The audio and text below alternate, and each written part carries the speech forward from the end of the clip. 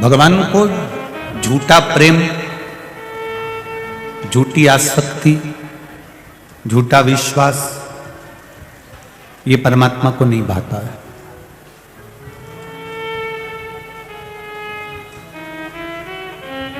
आप थोड़ा सा दो, पर परमात्मा को शुद्ध दो,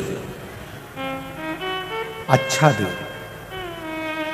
अच्छा देने से मतलब ये नहीं है कि आप अपनी करोड़ों की जायदाद भगवान को दे दीजिए, या बहुत महंगे वस्त्र भगवान को दे दीजिए, या बहुत अच्छा 56 भोग भगवान को दे दीजिए, या बहुत सारी अंबारियां आप परमात्मा को दे दीजिए। ये शुद्ध देना और अच्छा देना और थोड़ा देना और शुद्ध देने से मतलब है कि भगवान को छल के विहीन, कपट के विहीन, बेईमानी के विहीन, प्रपंच के विहीन, दिखावे के विहीन भगवान को देने का प्रयास करिए।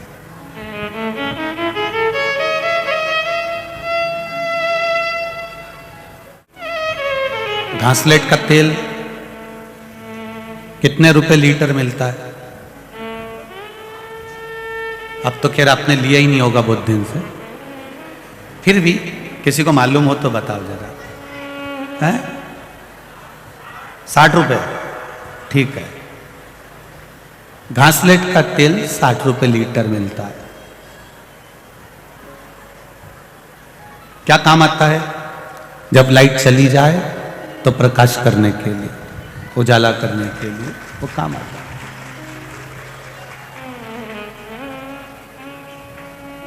देसी घी क्या रुपए किलो मिलता है? 500-600 रुपए किलो, ठीक है। 500 रुपए 600 रुपए किलो शुद्ध घी लोगे तो 800 तक भी पहुंच जाएगा, ठीक है। 800 रुपए 900 रुपए किलो। अब घी भी क्या करता है? वो भी प्रकाश करता है। तो घासलेट का तेल सस्ता आता है, घी महंगा आता है, उसके बाद भी आज तक किसी ने भगवान के आगे घासलेट के तेल का दिया लगाया? बोलो, जम के बोलो जरा। नहीं लगाया। क्यों नहीं लगाया? क्योंकि उसको मालूम है भगवान को अगर मैंने शुद्ध थोड़ा सा भी केवल बत्ती डुबो कर भी दिया है तो मेरा भोलेनाथ स्वीकार कर लेगा। ये उसको मालूम है, इसकी निश्चितता।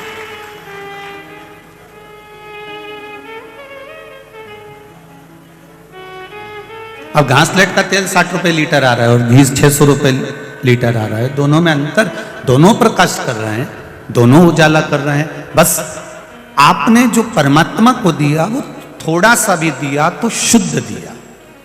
और भगवान भी यही कहते हैं कि मुझे शुद्ध घी से तू जैसे दिया लगा रही है, शुद्ध घी से जैसे तू मुझे भज रही है, शुद्ध घी से मेरी पूजन कर रही है, शुद्ध घी से मेरा अभिषेक कर रही है, तो भगवान भी कहते हैं कि तेरा भजन और एक लोटा जल जो तू शिव जी को चढ़ाए उसमें भी तेरी शुद्धता होना चाहिए, उसमें अशुद्धता नहीं।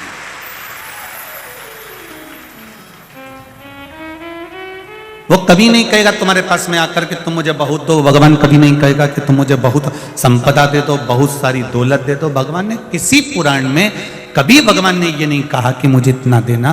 भगवान एक बात जरूर कहते हैं कि निर्मल मन सो मोहि पावा, और मोहि छल छिद्र कपट ना भावा। मुझे निर्मल मन चाहिए, निर्मल चित्त चाहिए, निर्मल स्वभाव चाहिए। कल की कथा में अपने श्रवण करा था, एक छोटा सा बच्चा 5 वर्ष का, 4 वर्ष का, 6 वर्ष का वो बालक श्रीकर भगवान को पुकारता है और भगवान प्रकटते हैं। ये नहीं जानता वो कि उसको क्या आता और क्या नहीं आता।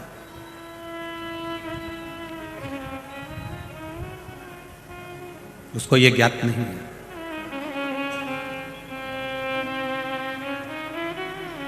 एक विश्वास, एक भरोसा, एक दृढ़ता परमात्मा के प्रति होना चाहिए।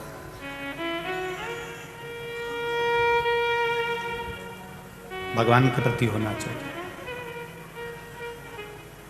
कितना विश्वास होगा उस बच्चे का जिसके लिए मेरे कालाधिपति महाकाल प्रकट हो जाते। एक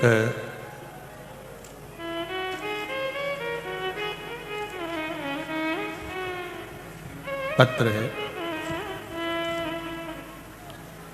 राज तोशनीवाल 235 सोमानी नगर इंदौर मध्य प्रदेश से हैं। राज तोशनीवाल, कहीं बैठे हो तोशनीवाल जी तो हाथ जरूर हिलाइएगा। राज तोशनीवाल 235 सोमानी नगर इंदौर मध्य प्रदेश, जिनका मोबाइल नंबर उन्होंने लिखा है। एक लाइन उन्हें बड़ी अच्छी लिखी है, मैं चाहूंगा आस्था वाले उस लाइन को अवश्य दिखाएं।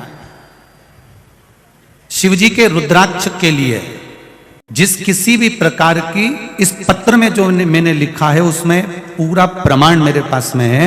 अगर किसी को शंका होती हो तो मेरा मोबाइल नंबर ऊपर लिखा हुआ है, मुझसे पूछना कि रुद्राक्ष का फल क्या होता है।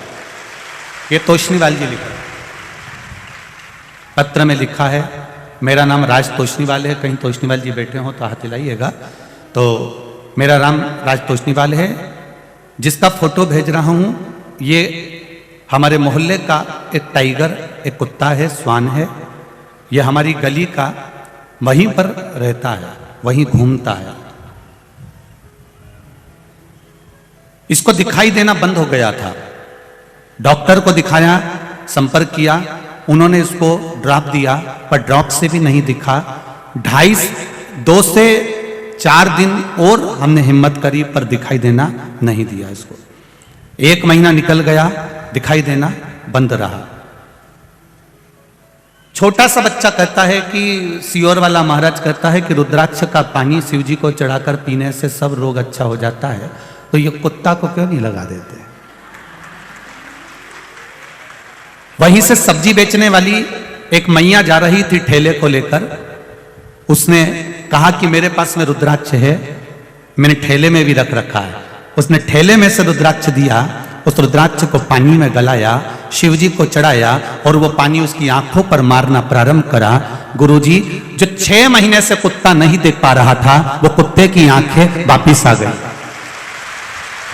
दोनों फोटो लगा रहा हूं, जब कुत्ता अंधा था उसका भी फोटो लगा रहा हूं और जब कुत्ते की आंख वापिस आई उसका भी फोटो लगा रहा हूं। आप दोनों फोटो आस्था चैनल के माध्यम से देखें। पहले आंख नहीं है कुत्ते की तब का फोटो, और जब कुत्ते की वापिस आ गई तब का फोटो, दोनों तोशनीवाल जी लगा। शिव कृपा, शंकर की उदारता और आपका विश्वास, आपकी दृढ़ता, आपका भरोसा। जब विश्वास दृढ़ होता है तो छोटे से बच्चे को भी रुद्राक्ष जैसे याद आता है। जब आपके भीतर विश्वास जब प्रबल हो जाएगा तो यह निश्चित है आपके जीवन में जब कभी आप विपरीत परिस्थिति में खड़े हो तब कुछ याद आए चाहे ना आए, ये विश्वास मेरा कहता है मेरा महाकाल राजा, मेरा भोलेनाथ, मेरा कुबेर भंडारी जरूर याद आए। विपरीत परिस्थिति और ये विश्वास ही है। संजय भैया शुक्ला जी को, क्षेत्र क्रमांक 1 के सभी श्रोता भाई बहनों को, सेवादार जो मित्र मंडली है उनको मैं धन्यवाद देना चाहूँगा। संजय भैया शुक्ला जी आपको कि ये कथा कराकर आपने इंदौर में और विश्वास प्रकट करवा दिया और विश्वास प्रबल करा दिया। ये विश्वास ही तो है जो आप लोग इतनी रोडों पर चारों तरफ बैठे हुए हो और किसी ने तो अपनी अपनी छतों पर पेंट सीलिंग तक लगवा दी है और लोग उनकी छतों पर बैठे हुए हैं। कोई दीवालों पर चढ़ चढ़ कर बैठे हुए हैं, कोई टान पर बैठे हुए हैं, कोई कहीं। जरा नज़ारा शायद इंदौर के इतिहास में ये नज़ारा वापस देखने को नहीं मिल सकता। इतना भाव और इतना भरोसा, इतनी दृढ़ता शायद देखने को नहीं मिल सकता। ये विश्वास है, ये भरोसा, ये दृढ़ता है आपकी। और क्या चाहिए भगवान को? परमात्मा को चाहिए तो चाहिए क्या? भगवान को अगर चाहिए तो केवल निर्मल मन सो मुहि पावा। मुझे निर्मल मन के सिवा तुम्हारा ये कपड़ा, तुम्हारा ये जेवर, तुम्हारा ये आभूषण, तुम्हारा ये रतन, तुम्हारी ये माणिक, तुम्हारी ये मोती, तुम्हारा ये सुख, तुम्हारा जो धन, ये सब तुम्हारे पास में रखो। भगवान कहता है कि मेरे पास आना तो जैसे शुद्ध घी का दीपक लेकर आते हो, उसी तरह शुद्ध प्रेम लेकर, शुद्ध करुणा लेकर और शुद्ध वात्सल्यता लेकर आना।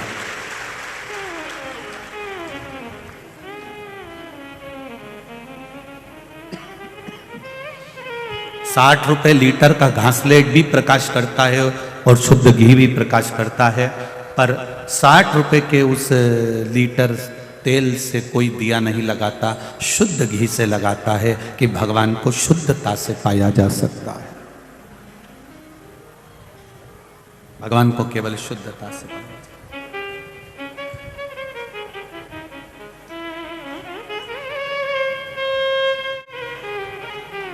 बहुत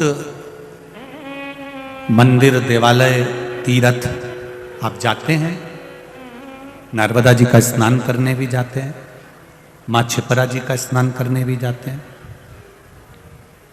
बहुत तीर्थ, बहुत व्रत, खूब मंदिर, देवालय, सब जगह आप जाते हैं।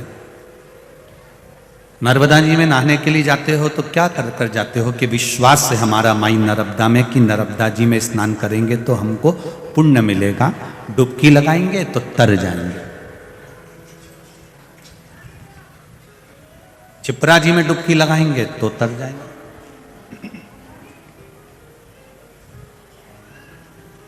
ये हमारा विश्वास है, ये हमारी दृढ़ता है, ये हमारा भरोसा है।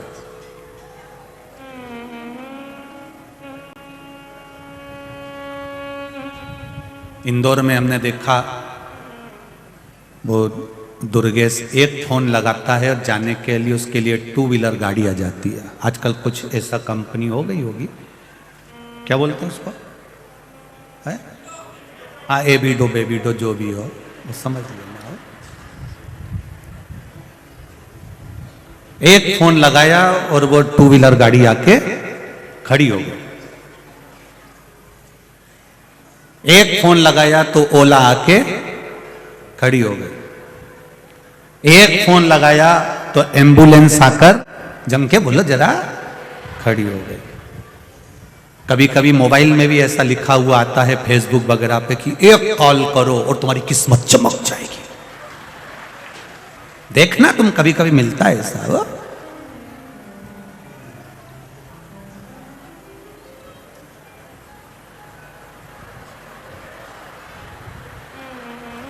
एक फोन, एक कॉल करो,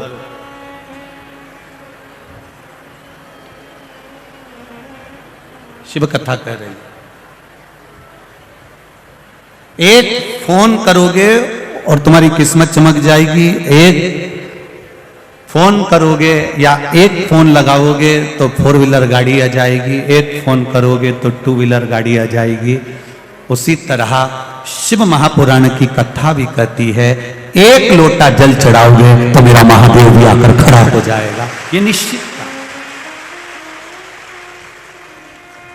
जब एक फोन से 2 व्हीलर आ सकती है, 4 व्हीलर आ सकती है, एम्बुलेंस आ सकती है, एक फोन से तुम्हारी किस्मत चमक सकती है, तो एक फोन से मेरा महादेव एक लोटा जल से वो भी प्रकट हो सकता है। सारी समस्या का हल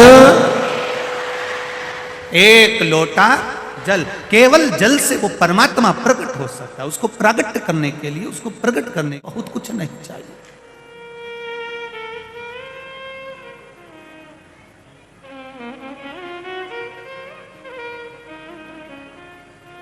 बहुत कुछ उसको नहीं चाहिए।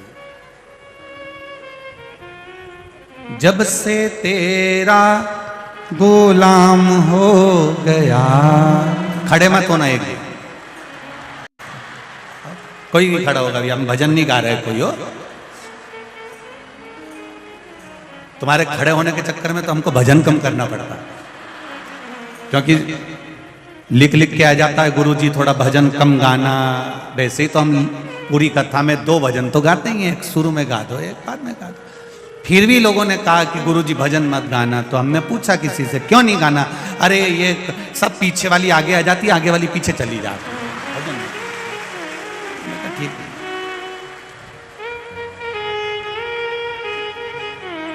जब से तेरा गुलाम हो गया, तब से मेरा भी नाम हो गया। जब से तेरा गुलाम हो गया, तब से मेरा भी नाम हो गया। बार बार चल रहा है ना, इसको एक जगह स्थिर कर दो, नीचे कर दो। वरना औकात क्या थी मेरी, सबसे बढ़िया सबसे करीब भोले बाबा तेरी नौकरी, सबसे बढ़िया है सबसे करीब। हम परमात्मा का भजन करें, हम उसकी भक्ति करें, हम उसका स्मरण करें, हम उसका मंत्र जाप करें, हम उसका नाम जाप करें, हम उसका कीर्तन करें, हम उसका गुणगान करें, ये निश्चित है उसका फल हमको मिलेगा, ये निश्चित था।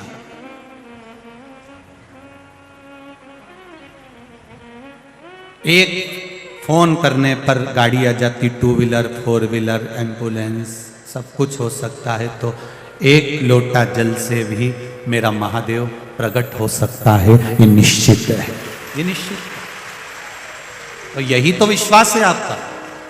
आज जो आप इतनी संख्या में अगर आए हो, रोडों पर बैठकर कथा सुन रहे हो, छतों पर बैठकर कथा सुन रहे हो, गैलरी में बैठकर कथा सुन रहे हो, जहां जगह तक नहीं है ऐसी ऐसी जगह बैठकर आप लोग कथा का रसपान कर रहे हो, तो इसमें कोई दिखावा नहीं। इंदौर के भक्त हो आप लोग और इंदौर के श्रोता हो, साधारण नहीं हो आप। बड़े भगवान की कृपा से यह माहिल्या की नगरी में उज्जैन और ओंकारेश्वर के बीच में निवास मिला, ये उसकी कृपा से मिला, साधारण नहीं हो आप। विश्वास से आप परमात्मा की कथा में पहुंचे हो तो विश्वास से वो देता भी है, देता है। बस आपका भरोसा दृढ़ होना चाहिए, आपका विश्वास दृढ़ होना चाहिए। और जब भरोसा और विश्वास दोनों दृढ़ हो जाएगा तो ये निश्चित है मेरा काल अधिपति महाकाल आपको मिल जाएगा, उसमें कोई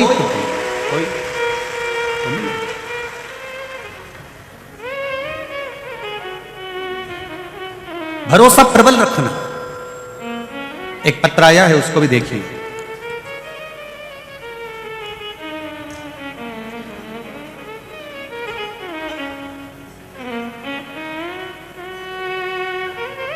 बेटी ने पत्र में लिखा है, न गिनकर देता है न तोल कर देता है, जब भी मेरा महादेव देता है दिल खोल कर देता है। पत्र में लिखा है। मैं विजय कंवर नाथू सिंह कर्नावत अंजनी नगर बड़ी भमोरी इंदौर से हूं। कहीं बैठे हो तो हाथ हिलाइएगा। आप ही हैं? दोनों हाथ हिला दो ऐसा। श्री शिवाय नमस्तुभ्यम। बड़े खुश खुश लग रहे हो, बाबा की कृपा। मेरे 2 बेटे हैं गुरुजी। मेरे बड़े बेटे की पुलिस में नौकरी 2009 में पहले ही लग गई थी बाबा की कृपा से, और मेरा छोटा बेटा कुछ नहीं करता था, उसकी सरकारी की इच्छा थी। उसने 2-3 बार पुलिस की परीक्षा दी पर उसका सिलेक्शन नहीं हुआ।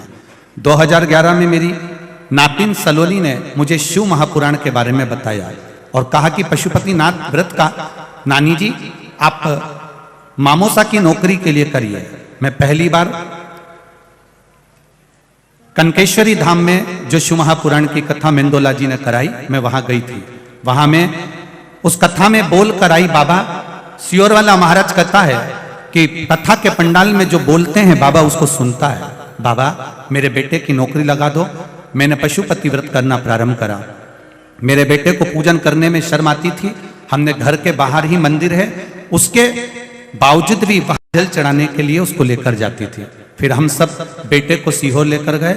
माँ बाबा से प्रार्थना कर कर आए कि बेटे ने पुलिस की परीक्षा देना है, आप कृपा कर दो और उसका सिलेक्शन हो जाए और उसमें वो पास हो जाए।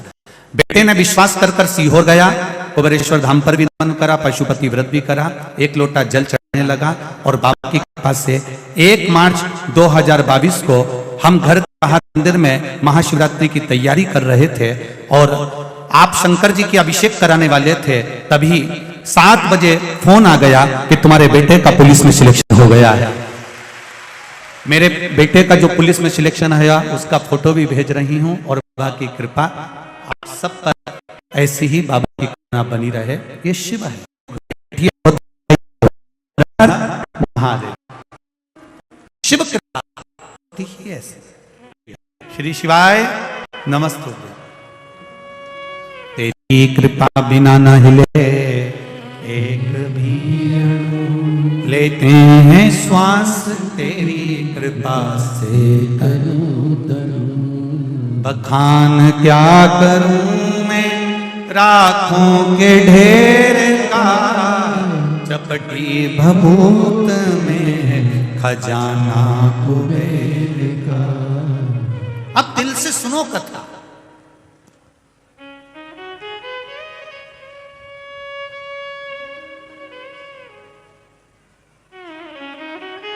यहां आप आए हो किसी दूसरे के लिए नहीं आए हो।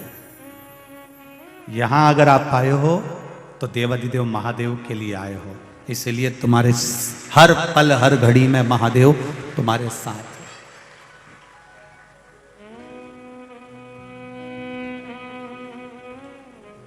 ऐसी कोई घड़ी नहीं जाएगी जिस समय पर महादेव तुम्हारा साथ ना हो। हर क्षण वो तुम्हारे साथ है, हर पल। शिवपुराण की कथा कर रही है, पांडव विजय प्राप्त कर लेते हैं, उसके बाद भी उनका मन विचलित रहता। कहां से मिली यह विचलितता?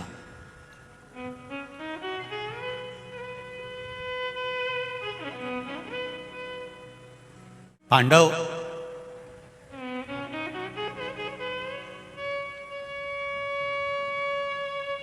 हरिद्वार गए गंगा जी के घाट पर। क्यों जा रहे हैं? तो भगवान कृष्ण ने पूछा पांडवों से, तुम गंगा जी के घाट क्यों जाना चाहते हो? हरिद्वार क्यों जा रहे हो? पांडवों ने कहा, हमारे भाई बंधु हमारे हाथों से मर गए, उसका पाप हमारे माथे पर चढ़ा हुआ है। उस रक्त को धोने के लिए, उस पाप को धोने के लिए हम हरिद्वार जा रहे हैं।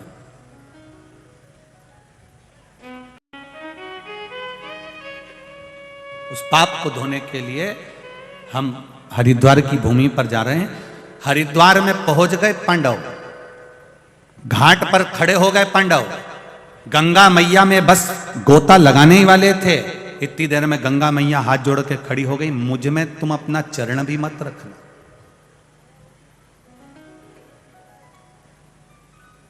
मुझ में तुम अपना चरण भी मत रखना।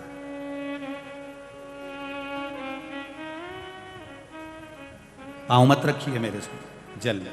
पूछा क्यों? इसलिए कहा,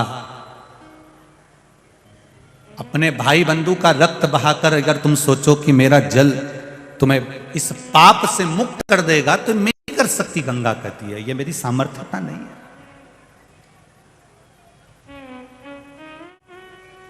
अभी कल ही हमें कहीं की न्यूज पढ़ रहे थे, उसमें पढ़ा था हमने कि मात्र 15 इंच जगह के लिए एक ने अपनी भतीजी को ही समाप्त कर दिया। कितनी जगह थी? 15 इंच। मात्र 15 इंच की प्रॉपर्टी के लिए, मात्र 15 इंच की जगह के लिए, मात्र 15 इंच की जगह को कितना तू यूज करेगा भाई?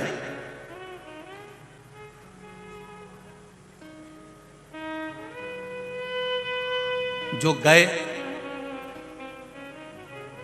उनको जरा एक आध बार आपकी पहचान हो उनसे, और उनको लोग अगर आप यहां से गए हो और मोबाइल लेके गए हो तो उनको फोन लगा के पूछ लेना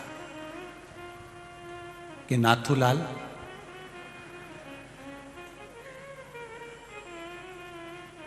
जमीन ममीन नीचे से भेजूं ऊपर? एक आध बार पूछ लो।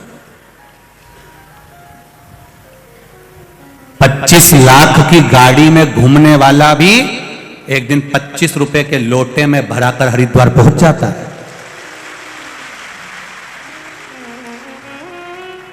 25 लाख की गाड़ी में भी घूमने वाला, 25 लाख की गाड़ी में भी घूमने वाला एक दिन 25 रुपए के लोटे में भरा कर हरिद्वार पहुंच जाता। आदरणीय पचपैया महाराज जी पधारे।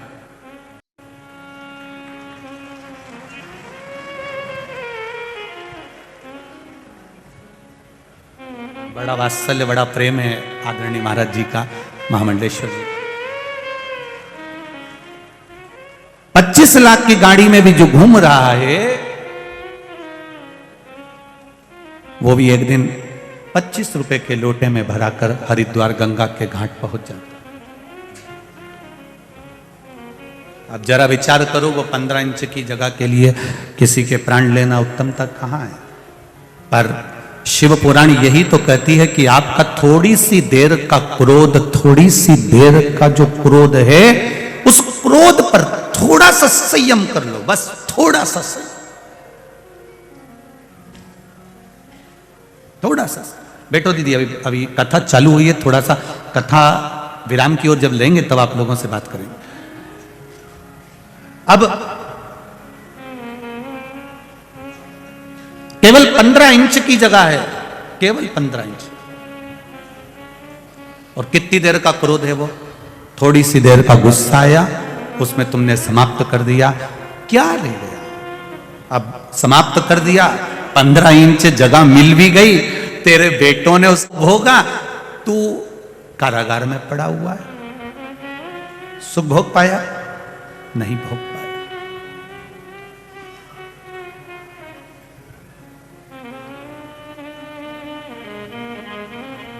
एक राजी राजी अगर बात हो, प्रेम और स्नेह की बात हो, वात्सल्य और करुणा की बात हो, तो हो सकता है कि बहुत से कार्य जीवन में सुलझ सकते हैं। पर क्रोध को तुम्हें घर के डस्टबिन में डालकर चलना पड़ेगा। क्रोध को तुम्हें डस्टबिन में, कचरे के डब्बे में डालकर जाना पड़ेगा, तब जाकर आपको जिंदगी के पड़ाव पर सुख की अनुभूति हो जाएगी।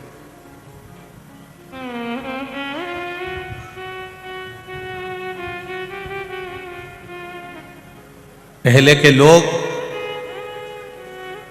राबड़ी खाते थे, महेरी खाते थे। महेरी जानते हो कि नहीं जानते? जानते हैं ना? राबड़ी खाते थे, महेरी खाते थे। महेरी मतलब वो छाछ में मक्का को डालकर उकालकर राबड़ी बनाते, महेरी बनाते, ज्वार की महेरी राबड़ी बनाते। फिर उसको ठंडा करते, फिर ठंडा कर कर उसको दूध में मिला के मथ कर फिर उसको गुड़ शक्कर के साथ खाते। पहले के लोग भोजन को भी थोड़ा ठंडा कर कर खाते थे। आज के जमाने में तो बिल्कुल ताता ताता एकदम गर्म चाहिए, एकदम ठंडा हुआ फिर गर्म ला, ठंडा हुआ फिर गर्म ला। अब जब इतना गर्म, और पहला का जो व्यक्ति था वो ठंडा खाकर शांति से, दिमाग से थोड़ा विचार करता था, सोचता था और दिल बड़ा रखता था, इसलिए उसके सामने बहुत समस्या भी आ जाती थी तो उससे निकलकर बाहर चले जाता था, क्योंकि ठंडक था उसके दिमाग में, ठंडक था लगी।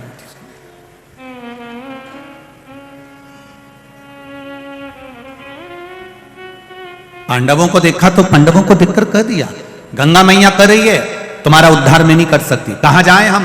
गंगा जी ने कहा, मेरा उद्धार अगर महादेव जी ने करा है तो तुम्हारा उद्धार भी महादेव ही करेंगे। शिव जी को ढूंढने के लिए जब मार्ग से जाने लगे तब भगवान कृष्ण आकर खड़े हो गए। भगवान कृष्ण ने पूछ लिया, पांडवों कहां जा रहे हो? हमें शंकर भगवान से मिलना है, शिव जी की स्तुति करना है, पर हम उसको देखना चाहते, हम उसको एक बार मिलना चाहते।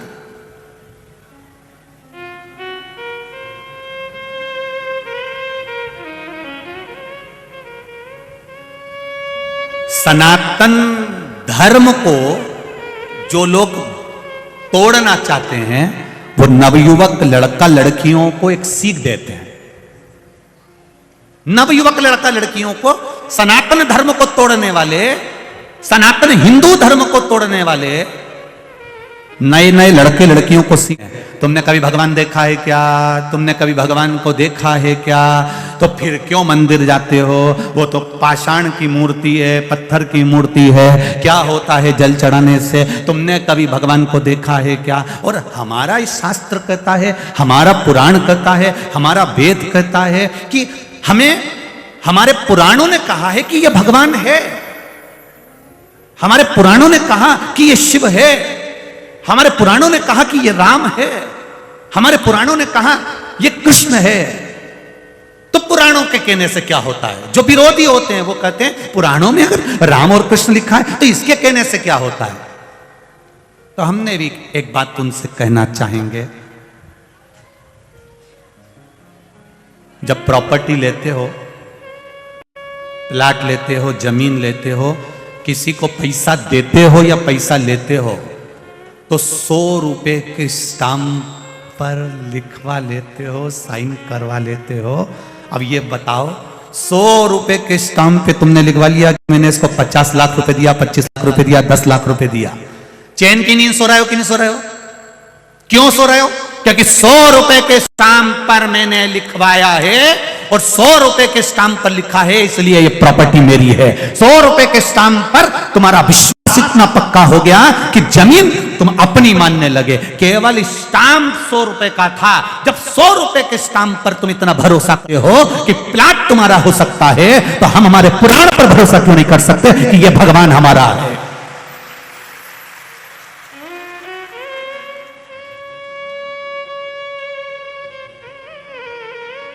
सनातन हिंदू धर्म को भटकाने के लिए ये पुराणों में क्या खाता? मत कराना एक भी रजिस्ट्री, मत लेना एक भी प्लाट, और प्लाट ले भी ले तो रजिस्ट्री मत करा, तब जाने कि तेरा हुआ कि नहीं हुआ।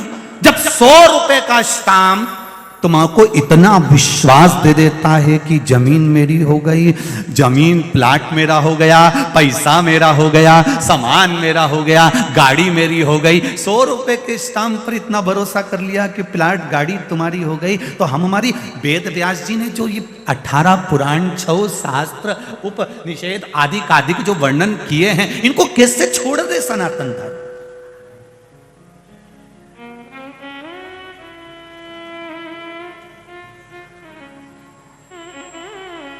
तुम भगवान पर इतना भरोसा करते हो? हाँ,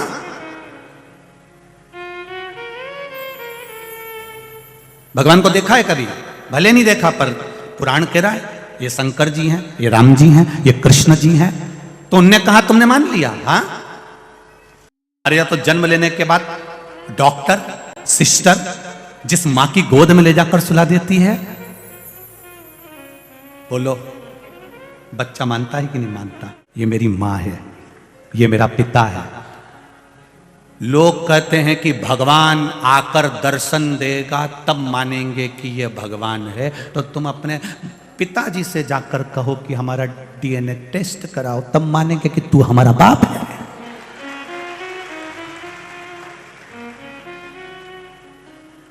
जन्म लिया बच्चा कभी अपने बाप से नहीं कहता, पिता से नहीं कहता कि तुम मेरे पिता नहीं हो। वो विश्वास मानता है कि डॉक्टर ने कहा ये मेरा पिता है, सिस्टर ने कहा ये मेरा पिता है, नर्स ने कहा ये मेरा पिता है, और मेरी मां की गोद में मुझे लाकर डाल दिया तो ये मेरी मां है, ये मेरा पिता है। और जिंदगी भर निभाता है, जिंदगी भर कि ये मेरी मां है, ये मेरा पिता है। विश्वास के बल पर उसकी पूरी जिंदगी निकल जाती है। और आखिरी में क्या होता है कि जिसको इसने पिता माना वही पिता अपनी पूरी चेन, अंगूठी, जमीन, गाड़ी, बंगला सब देकर चले जाता है। उसी तरह वेद व्यास जी कहते हैं उसको पिता मानो तो एक ना एक दिन वो भी तुम्हें संभाल कर सब प्रदान कर दे। हम दुनिया के भ्रम में जी रहे हैं। उसने कह दिया भगवान ही नहीं होता, किसी ने कह दिया परमात्मा ही नहीं होता, हम रामकृष्ण को नहीं मानते। लोग शपथ दिलवा देने लगे खड़े होकर कि गणेश जी को मत पूछो, शंकर जी को मत पूछो, राम जी को मत। एक दिन ये शपथ दिला देंगे तुम अपने बाप को मत पूछो।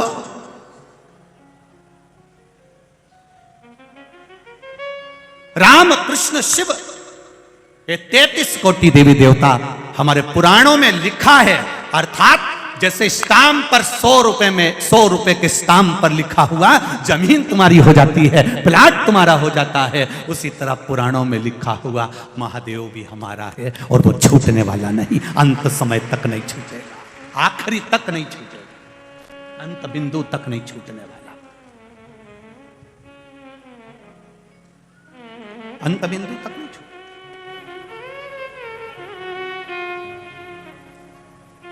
जीजियों, ए इंदौर वाली, तुम लोग जब आती होगे ना रोड पे बैठ के कथा सुनती होगी ना तो लोग तुमको कहते भी होंगे, कोई लोग हंसते भी होंगे, कई लोग तुम्हारी हंसी भी उड़ाते होंगे, कितनी बेवकूफ होगी, कितने पागल हैं, कितने पागल हैं। सियोर वाले महाराज के चक्कर में रोड पे बैठकर ये दीवार पे चढ़े, जरा साइड में देखो तो सही इनको भेरुओं को। लोग देखकर कहेंगे ये तो पागल हो गए। ये सियोर वाले के चक्कर में पागल नहीं हुए हैं, ये महादेव डमरू वाले के चक्कर में पागल हो। और फिर निवेदन करूंगा, ये दिल एक बार यदि मेरे महाकाल राजा की कथा में लग जाता है तो ये दिल फिर हॉस्पिटल में खुलता नहीं और दूसरी जगह लगता नहीं है, लगता ही नहीं। जिसका यहां लग गया, हाँ कई लोग ऐसे भी आएंगे केवल भीड़ देखने आए होंगे, खूब सारे हैं, कमला तो दिख ही नहीं रही। संजय जी शुक्ला जी ने कैसी व्यवस्था करी है, उसमें से कुछ लोग ऐसे भी होंगे जो कमी निकालते रहेंगे। क्या कमी निकालना है, क्या कमी निकालना है। और जिसको कमी निकालना नहीं आती, जो देखो हम व्यासपीठ पर बैठे, हम फालतू बात बहुत, एक बात हमारे गुरु जी कहते थे, श्री विठलेश राय काका जी महाराज इंदौर हवेली वाले, परंतु उनकी बात वो एक एकांत में कह देते, वो बात हम यहां व्यासपीठ पर नहीं कहना चाहते। कहते हैं उसको हम पलट कर कह देते हैं, हमारे गुरु जी कहते थे जिसमें बहुत सारी कमियां होती हैं वही धर्म के कार्य में कमियां ढूंढते रहते हैं, वही कमियां। नहीं तो जो कई लोग कहेंगे बताओ कितनी पागल है, रोड पर बैठी है, छत पर बैठे हैं, धूप में पड़े हुए हैं, इतनी तेज धूप पड़ रही है, ऐसा हो रहा है, और यहां बैठे हुए हैं, कब से बैठे हैं, सुबह 8 बजे के 10 बजे के तो पंडाल 6 बजे तो पूरा फुल हो जाता, कथा हो रही 2 बजे।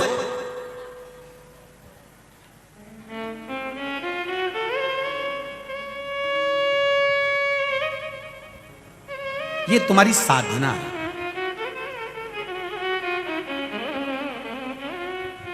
ये तुम्हारी आराधना है, साधना।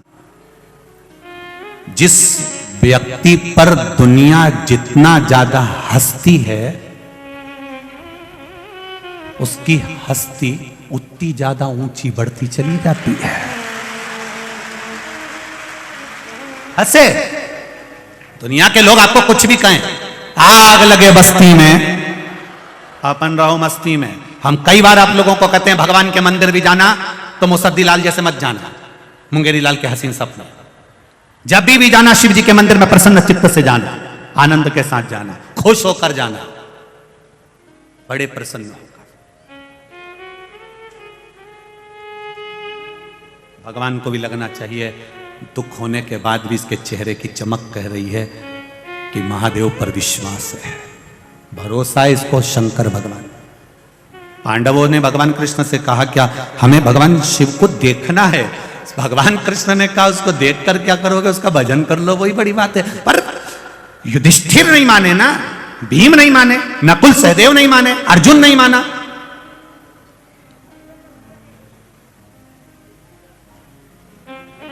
भक्ति का बल तो बढ़ाओ, जिस दिन भक्ति का बल बढ़ जाएगा उस दिन परमात्मा तुम्हारे सामने आ जाएगा।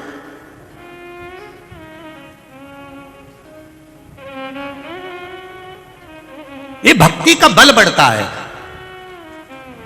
इंदौर में बहुत लोग हैं, बहुत, जो कथा करवाना भी चाहते हैं, कथा लेना भी चाहते हैं, पर शिव महापुराण की कथा वहीं पहुंचती है जहां पर भक्ति का बल बढ़ा हुआ होता है, तब कथा मिल पाती है।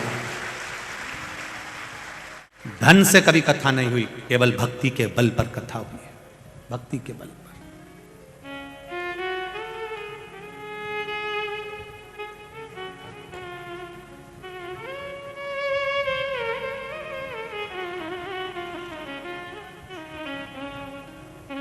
कोई आदरणीय संजय जी शुक्ला जी को मैं धन्यवाद दूंगा, उनकी मित्र मंडली को। किसी से कोई डोनेशन नहीं लेना, किसी से कोई दान नहीं लेना, किसी से कुछ ना प्राप्त कर कर भी उनकी मित्र मंडली ने जो ये कथा रखी है वो वास्तव में भगवान शिव की कृपा से।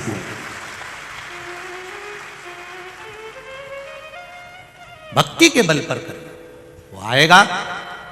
पांडव चले, भगवान कहाँ मिलेंगे? तो किसी ने कहा वो तो काशी में रहता है, कैलाश पर्वत से काशी में। पांडव काशी चले गए। भगवान ने पार्वती जी से कहा, पार्वती अब मैं यहाँ नहीं रहूं, मैं तो जाऊं। पार्वती ने पूछा क्यों? बस अब मेरा मन नहीं कर रहा है, क्योंकि ये जो आ रहे हैं अपना पाप धोने के लिए आ रहा है, ये मुझे प्राप्त करने के लिए नहीं आ रहा। फिर निवेदन है मेरी माताओं से, फिर निवेदन मेरे भाइयों से, शिव मंदिर में, शंकर के मंदिर में, भगवान के दरवाजे पर आप भगवान को प्राप्त करने के लिए जाओ, भगवान की भक्ति पाने के लिए जाओ। जब भगवान तुम्हारा हो जाएगा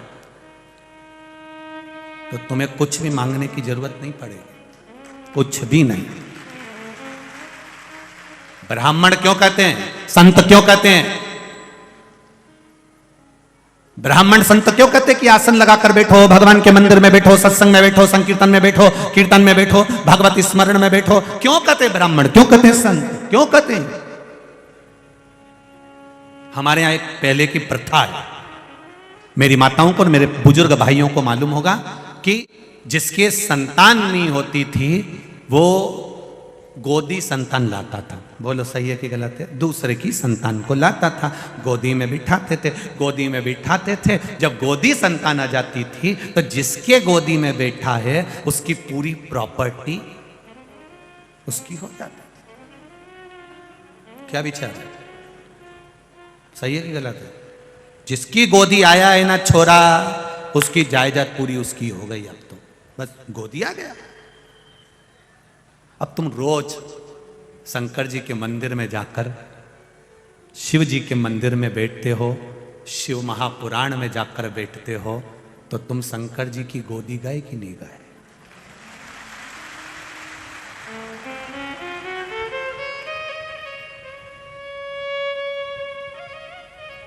अब एक बार हमने कहीं कथा कह दी ये वाली, तो किसी ने कह दिया गुरुजी फिर शंकर जी की जितनी प्रॉपर्टी वो हमारी।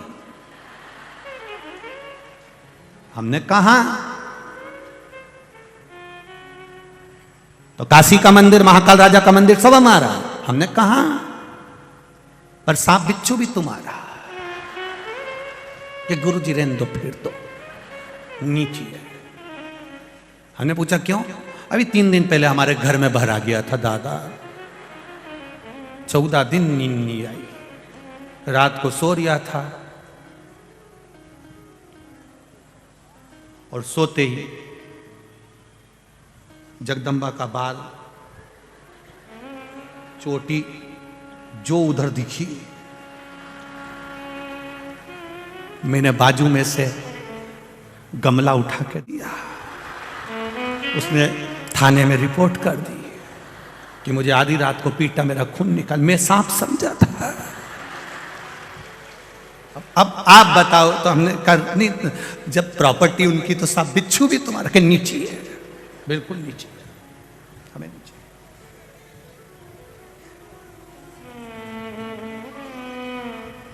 अब उसकी गोद में बैठे हैं हम।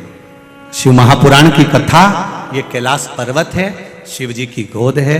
ये शिव महापुराण की कथा, ये भगवान शंकर की गोद, शिव मंदिर, शिवालय शिव जी की गोद है, जहां बैठते हैं हम जब आसन लगाकर, तो उसकी गोद में बैठते हैं, खाली नहीं छोड़ता।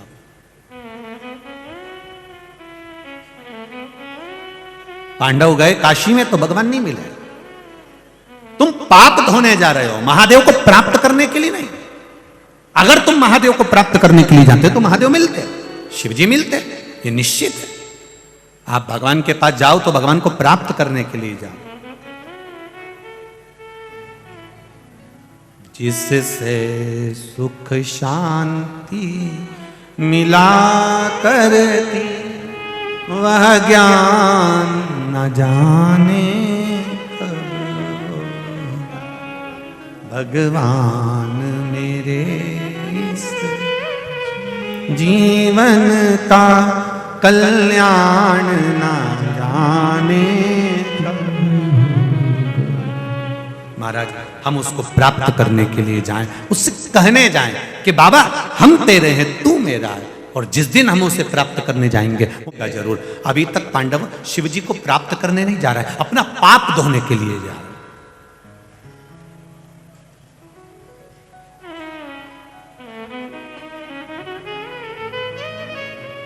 अब एक बात बहुत अच्छे से समझ लीजिए, किसी को जम के थप्पड़ मार दो और सॉरी कह दो तो पाप धुल जाएगा?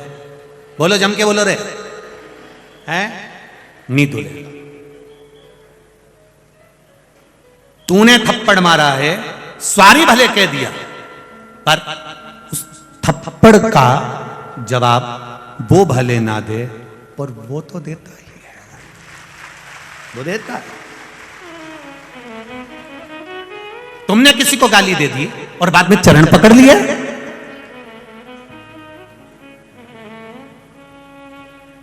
दे तो दी।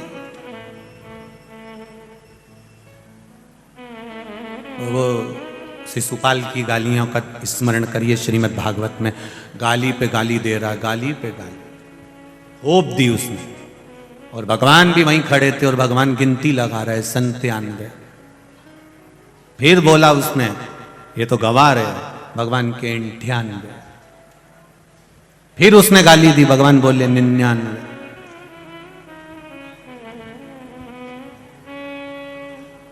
बस उसने जो सो बोली और इन्हें उठाया सुदर्शन और मुंडा काट दिया।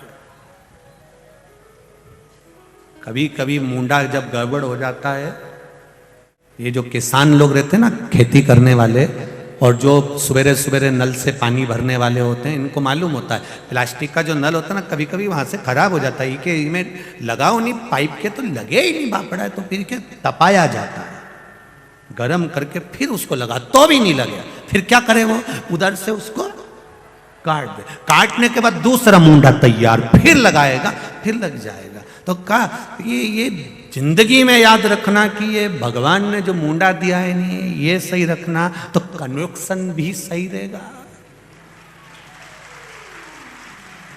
और नी तो एक आध बार उसने सोच लिया ना कि ये मुंडा गड़बड़ हो गया है, इसको बदलना है, फिर वो तपा के भी देखेगा, फिर वो बहुत तपाता है, फिर मुंबई जाना पड़ता है, पूना जाना पड़ता है, खूब सारी थेरेपी होती है, फिर बहुत सारी गरम गरम हीट लगती है, क्योंकि मुंडा पकाए कि ये सही पक जाए, तो भी नहीं पके तो ये काट दो दूसरा। बहुत सावधानी रखना पड़ेगी संसार में आकर। ये जितने लोग अपने जीवन को खराब कर रहे हैं ना, ये खूब लगाए, चिलम लगाओ ने, ये पी लो ने, हुक्का पी लो ने, मदिरा पी लो ने, ये पी लो, ये तुम अपनी जिंदगी खराब करने के तुम जरा विचार करो। जिस दिन तावे आ गया ना कि मुंडा गड़बड़ हो गया, उस दिन बदल देगा तुम, फिर यहां वाला भी नहीं झेलेगा, मुंबई भेजना पड़ेगा, ये पाइप बेकार हो गया, किसी काम का नहीं। थोड़ा सा, और जिस दिन तुम समझ गए कि नहीं साहब ये गलत है, ये व्यसन है, ये गलत चीज है, अपन नहीं पाए, अपन नहीं खाए, बेकार क्या काम का ये, कौन पाए फिर उसको।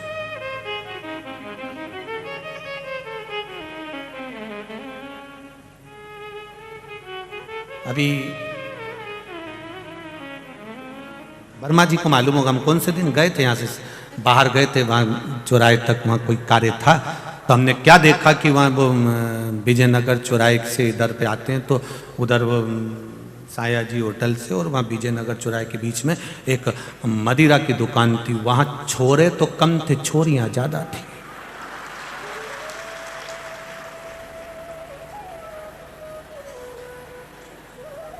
छोरियाँ ज़्यादा।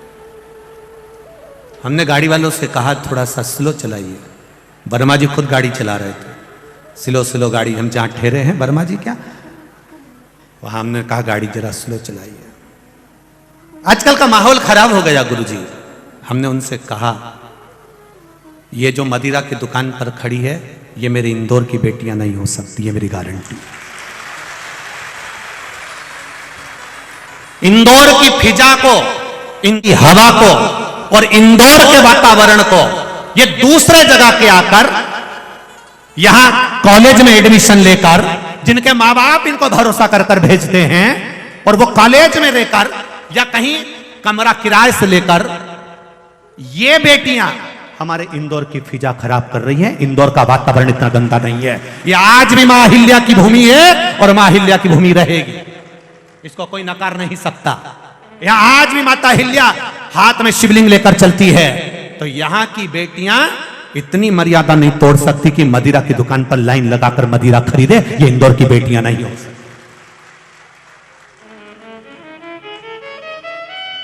इंदौर की बेटियां तो आज भी कपड़े भी अगर पहन के जाती हैं तो मर्यादित पहनकर जाती हैं, पर इनको चिढ़ाने के लिए जो बाहर की लड़कियां बेटियां आई हैं वो कपड़े उस तरह के पहनकर जाती हैं कि इन बेटियों को भी कहती हैं कि हम तुम भी ऐसा पहनो जैसा हम पहन रहे हैं, जैसा हम कर रहे हैं वैसा तुम भी करो। ये मार्ग बता रहे हैं।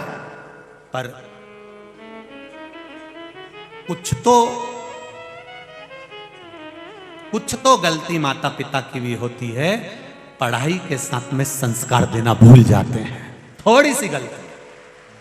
पढ़ाओ। इस व्यासपीठ से निवेदन करूंगा बार बार आपको, आप इंजीनियर बनाओ, डॉक्टर बनाओ, कलेक्टर बनाओ, आईएएस ऑफिसर बनाओ, आपकी मर्जी पड़े जो बनाओ बेटा और बेटी को, पर उससे पहले संस्कारित बनना जरूरी है। नहीं तो दिल्ली में जैसे श्रद्धा के 35 टुकड़े हुए, कब हो जाएंगे मालूम नहीं पड़ पाता। संस्कारवान होना चाहिए और यह माता पिता का क्रम होना चाहिए कि हमारे बच्चों को हम पढ़ने के लिए भेज रहे हैं। और केवल बेटियों पर कंट्रोल नहीं, बेटों पर भी होना चाहिए, बच्चों पर कंट्रोल। अब कई लोग कहते हैं सुनते ही नहीं, हमारी तो सुनते ही नहीं। तो तुम्हारी औलाद है ना, तुम्हारी नहीं सुने, सुनते ही नहीं।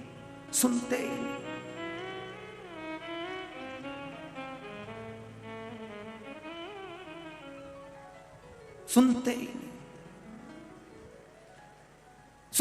नहीं। तुम्हारी सास भी कहती थी बेटा टीवी पे कथा आ रही है सियोर वाले महाराज की, बच्चा गर्भ में था, खूब कहा सास ने सुन ले। तुमने नहीं सुनी तो तुम्हारी औलाद तुम्हारी सुनेगी।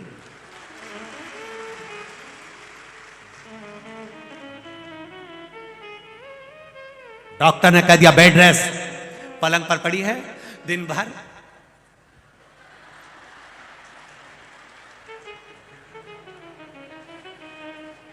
औलाद होन भी ऐसी पैदा हुई, आज की औलाद को कोई सा भी खिलौना दे दो उससे नहीं खेले, पर मोबाइल दे दो। क्यों? गर्भ का ज्ञान मिला है प्रहलाद और ध्रुव जैसा, गर्भ का ज्ञान। डॉक्टर ने कह दिया था बेड रेस्ट, उठ भी नहीं सकती है, बड़ी मोबाइल देख रहे हैं। ऐसी औलाद, इतने से बच्चे, जितना तो माता पिता को मोबाइल चलाना नहीं आया उतनी सी औलादों को तुरंत। आप देखो ये अभी ये इतने सारे कार्यकर्ता लगे तो वो ऐसी सही नहीं कर पाया। अभी कहीं का छोटा सा बच्चा कभी बुलाई,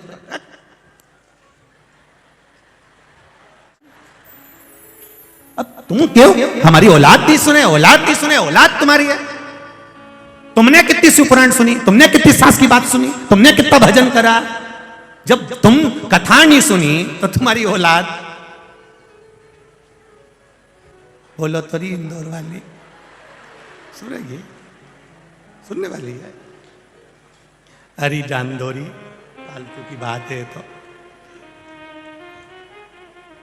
फिर वीरी जी जियो। अरे वो इंदौर वाले और मेरे जी जाओ, एक बात तो है, थोड़ा सा संयम, थोड़ा सा कंट्रोल बहुत जरूरी है। हम भगवान के मंदिर में पाप धोने के लिए नहीं जाएं, हम भगवान के मंदिर में भगवान को रिझाने के लिए जाएं तो भगवान मिलता जरूर है, मिलेगा। वो कहते हैं ना, भोला थारा मंदिर में नाचना, बस हम उसके मंदिर में, हम उसको रिझाने के लिए पहुंचे, वो मिलेगा,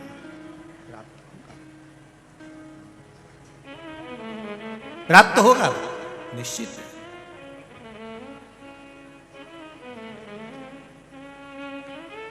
पांडव गए काशी, भगवान काशी से गायब हो गए। किसी ने कहा वो हिमालय पे मिलता है, हिमालय पहुंच गए,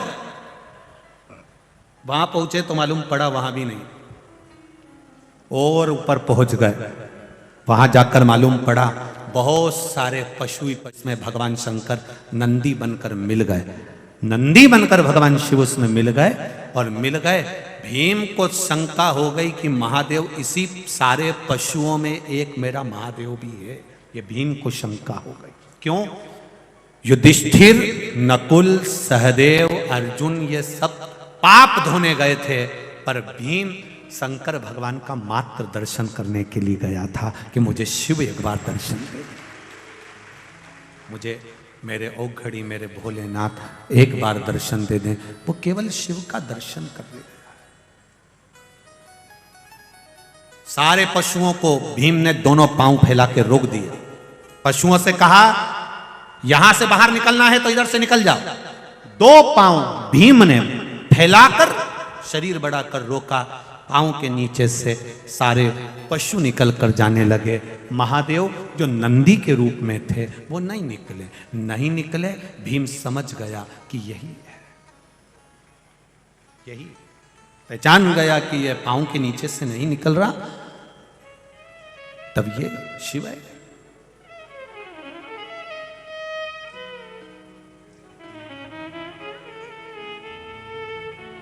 दो चीजें हमारा सनातन धर्म कहता है, उसका स्मरण आपके जीवन में रहे।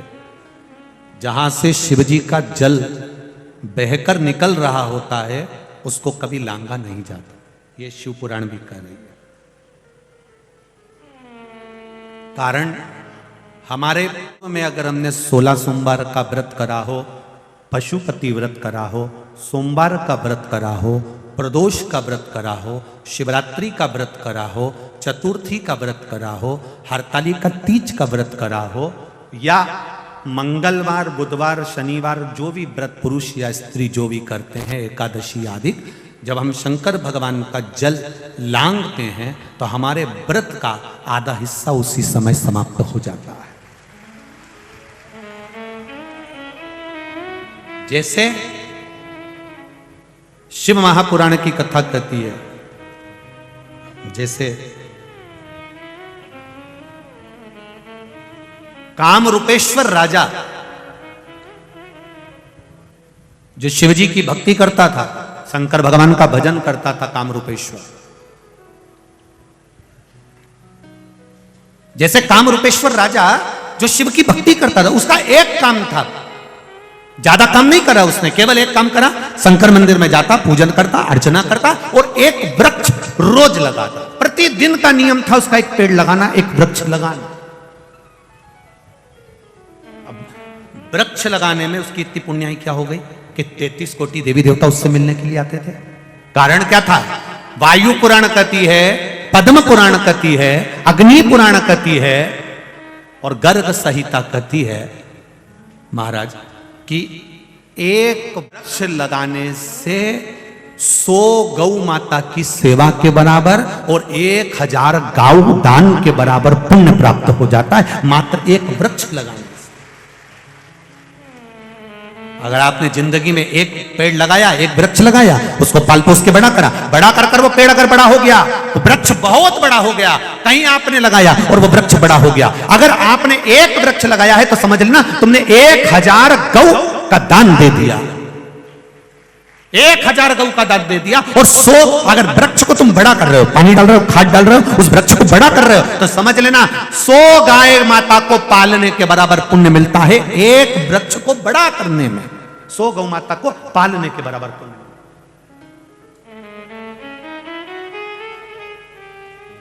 ये राजा कामरूपेश्वर की कथा वर्णन करती।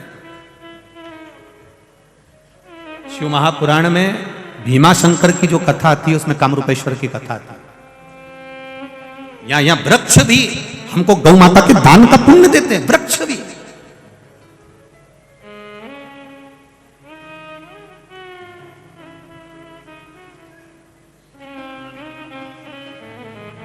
कई लोग कहते हैं गुरुजी कौन सा वृक्ष अच्छा होता है, कौन सा वृक्ष बेकार होता है।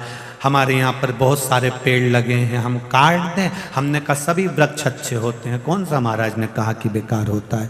पेड़ वृक्ष छाया देने वाला अगर किसी पथिक को छाया दे रहा है तो उससे बढ़िया जिंदगी में कोई सुख नहीं, कोई साधन नहीं।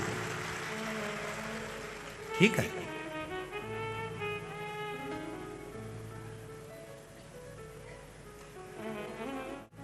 महाराज पांडव गए, नीचे से महादेव नहीं निकले।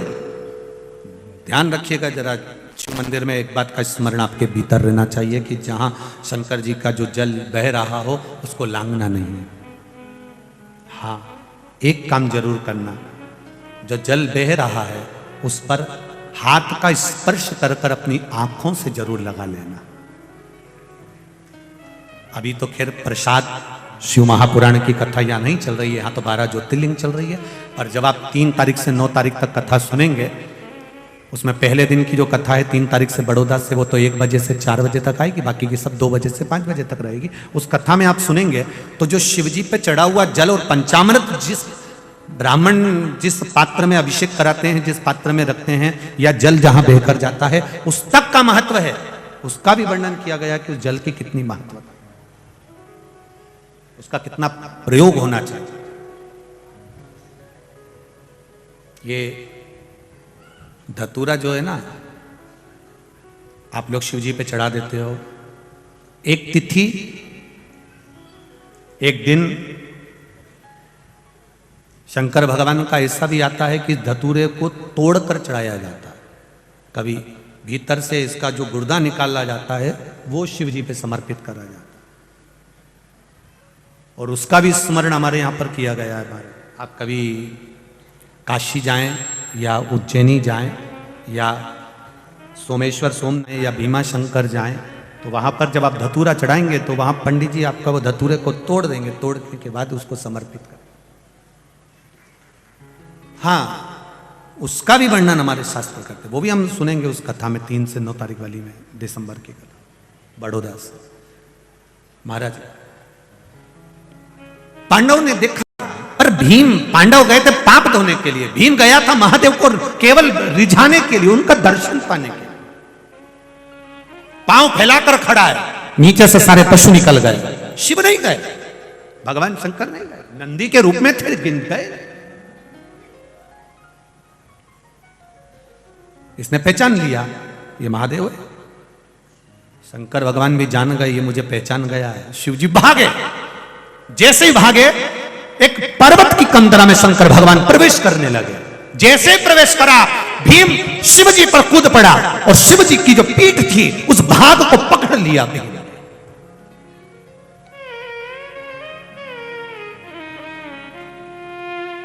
अब आधा भाग तो उस गुफा में, उस कंदरा में चले गया पर्वत की, आधा भाग शिव का, जैसे एक नंदी के पीठ पर एक अग्रभाग बना होता है, उस भाग को, नंदी के भाग को वो भीम ने पकड़ लिया। पकड़ते से भीम बस शिव को पकड़ता है, उस नंदी के अग्रभाग को पकड़ता है और पकड़कर चिल्ला पड़ा, मेरे महादेव एक बार तो दीदार दे जाओ, एक बार तो दर्शन दे जाओ। शिव प्रकट हो, शिवाला शंकर भगवान उसी अग्रभाग से, जो नंदी का अग्रभाग है, उससे प्रकट होकर कहते हैं, भीम तूने मुझे पहचान लिया पर तेरे भाई मुझे नहीं पहचान पाए, पर प्रभु आप उनको भी दर्शन दीजिए, एक बार कृपा तो कर दीजिए। जो शिव महापुराण की कथा सुनने वाले होते हैं, जब अपने पड़ोस में भी अगर कोई दिक्कत आती है तो वो एक बार तो कही देते हैं, मैंने सुना है तो रुद्राक्ष का जल दे दे, मैंने सुना है तू एक लोटा पानी चढ़ाया, मैंने सुना है एक पशुपति व्रत कर ले। ये अपने पास वालों को भी समझा देती हैं, अपने रिश्तेदारों को भी कह देती हैं, फोन पर बात करते करते देती हैं कि कथा आ रही है, कथा सुनो, तकलीफ है कथा का स्मरण करो, रसतत्व ग्रहण करिए, आनंद लीजिए उस कथा का। एक पत्र आया,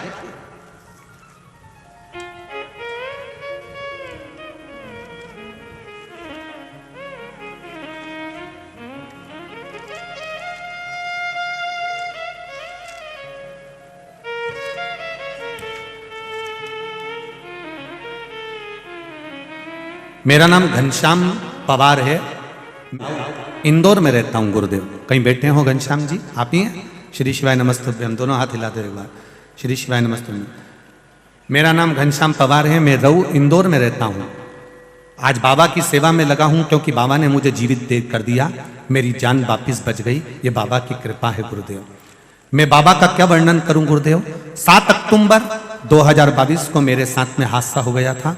मैं बिजली विभाग में काम करता था और काम करने के लिए डीपी लाइन पर चढ़ना पड़ा। ऊपर चढ़ने के बाद ना जाने कैसे मुझे 11,000 केवी का करंट लग गया और मैं 15 से 20 फुट ऊपर से नीचे गिर गया। मेरा पूरा शरीर धड़क रहा था और मैं जमीन पर गिरते से बेहोश हो गया था। शरीर बुरी तरह से जल गया था। फिर मुझे होश नहीं क्या हुआ। फिर मुझे अस्पताल ले जाया गया। हॉस्पिटल में, एक हॉस्पिटल में झेला नहीं गया, दूसरे हॉस्पिटल में भेज दिया गया। मुझे दूसरे अस्पताल में भेजा गया और एम्बुलेंस से मुझे हॉस्पिटल ले जा रहे थे गुरुदेव, पर मुझे होश नहीं। मेरे परिवार वाले बताते हैं भगवान शिव का स्मरण करते करते लेकर गए। तब एक हॉस्पिटल में दोस्त ने फोन किया, उस हॉस्पिटल में मेरा इलाज चालू हुआ। डॉक्टर ने कह दिया था कि शरीर इतनी जल्दी ठीक नहीं हो सकता, करंट का शरीर है, जान बड़ी मुश्किल से बची है, पूरा जल चुका है, 8 महीने लगभग इसको ठीक होने में लगेंगे। फोटो भी लगाया है उस समय का जिस समय वो गिरे थे और बेहोश थे। गुरुदेव, फिर मेरे घर के लोगों ने कुंदकेश्वर महादेव का नाम लेकर मैंने 1 लोटा जल चढ़ाना प्रारंभ कर दिया। फिर मुझे वो शिव जी का चढ़ा हुआ जल रोज बेलपत्री के साथ में मुझे ला कर दे देती थी और मैंने खाना प्रारंभ करा। डॉक्टरों ने महीने का टाइम दिया था गुरुदेव, 1 महीने में मेरे भोलेनाथ ने मुझे खड़ा कर दिया और आज भी मैं पूरी के पूरी तरह से अच्छा हूं और कथा में सेवा देने के लिए यहां पर बाबा की सेवा में आया हूं, जिससे बाबा ने मुझे बचाया। एक बार दोनों हाथ हिला दीजिए। श्री शिवाय नमस्तुभ्यं। ये शिव है ओ घड़ी, उसकी कृपा पर तेरी कृपा बिना न हिले एक भी अणु, लेते हैं श्वास तेरी कृपा से तनु। बखान क्या करूं मैं राखों के ढेर का, चपटी भभूत में खजाना कुबेर का। ये शिव कृपा, शिव क्यों?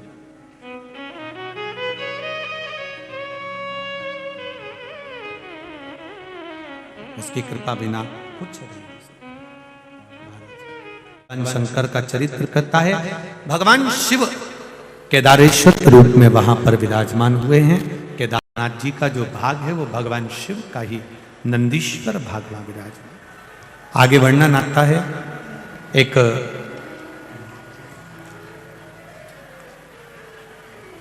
धर्म और मूर्ति के 2 बेटे हुए। एक का नाम है नर, दूसरे का नाम है नारायण। धर्म और मूर्ति के 2 पुत्र हैं, नर नारायण। और जब ये नर नारायण दोनों बच्चे जन्म लेते हैं उस समय से इन्होंने भगवान शिव की अविरल भक्ति को धारण किया, शिव भक्ति में डूबे। जब भगवान शंकर की अविरल भक्ति में धर्म और मूर्ति के दोनों पुत्र नर नारायण जब शिव भक्ति में डूबते हैं, भगवान शंकर की भक्ति में डूबते हैं, तब दोनों अलग अलग शिवलिंग का निर्माण करना, पूजन करना, आराधना करना। एक बार राजा धर्म ने आकर अपनी धर्म पत्नी मूर्ति के साथ में आकर पूछ लिया। राजा धर्म ने आकर अपनी धर्म पत्नी मूर्ति के साथ में आई और आकर पूछा, बेटा ये तुम आप क्या कर रहे हो? ये मिट्टी का शिवलिंग बनाना, पार्थिव शिवलिंग का निर्माण करना और शिवलिंग का निर्माण कर कर उसका पूजन करना, ये क्या कर रहे हो? देखिए 12 ज्योतिर्लिंग में जो ये केदारनाथ जी की कथा का जो वृत्तांत वर्णन है ये बड़ा सुंदर है। और आज कथा का 6ठा दिवस है, कल कथा का 7वां दिवस रहेगा। कल कथा यहां पर विराम हो जाएगी, पर कल की जो कथा का समय है वो 2 बजे से 5 बजे तक नहीं, इंदौर में कथा सुनने का जो समय है वो सुबह 9 बजे से 12 बजे तक रहेगा। कितनी बजे है? सुबह 9 से 12 बजे तक। टीवी पर जो कथा आने का समय है वो दोपहर में 2 बजे से 5 बजे तक ही आया। निवेदन रहेगा, जो लोग कथा से वंचित रह गए हैं वो अवश्य श्रवण करें और अपने जीवन को सार्थक। शिव कथा कर भगवान शंकर का चरित्र कर, नर और नारायण ने भगवान शंकर की आराधना करना करा। धर्म और मूर्ति ने आकर उनसे पूछा, धर्म और मूर्ति दोनों आई, क्या कर रही हो ये? मां, हमें शिव जी की आराधना करना है, हमें शंकर भगवान को प्राप्त करना है। शिव जी को प्राप्त करना है? हाँ। दोनों तप साधना में डूब गए। इतना तप बल इनका हो गया कि इन्होंने भोजन करना छोड़ दिया। केवल नासिका के एक छिद्र से श्वास लेना और दूसरे छिद्र से छोड़ना, अब इन्होंने ये भी छोड़ दिया। केवल नासिका के एक छिद्र से श्वास लेते हैं, उसी से छोड़ते। एक बात आप लोगों से कहना चाहेंगे, ध्यान लगाकर सुनिएगा। शिव जी को रिझाने के लिए लोग बहुत जितना प्रयास कर सकते हैं सब करते हैं, पर शिव महापुराण की कथा कहती है आपका जितना सरल स्वभाव हो, जितने सरल बन सकते हो उतने बन जाओ। शिव जी को रिझाने के लिए जितना सरल स्वभाव होगा, भोले को पाने के लिए भोला बनना पड़ेगा तो भोलेनाथ खुद ही प्राप्त हो जाए। सरल बन जाए।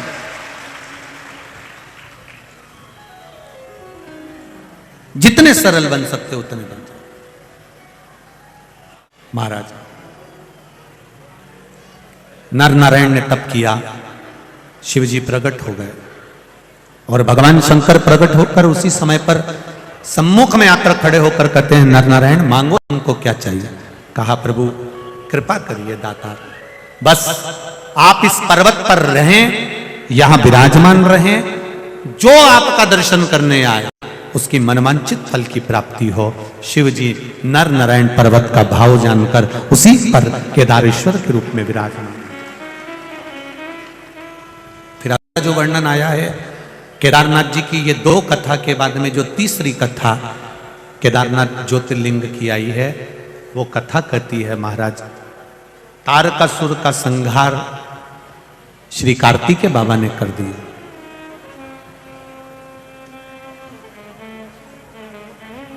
तारकासुर मर गए।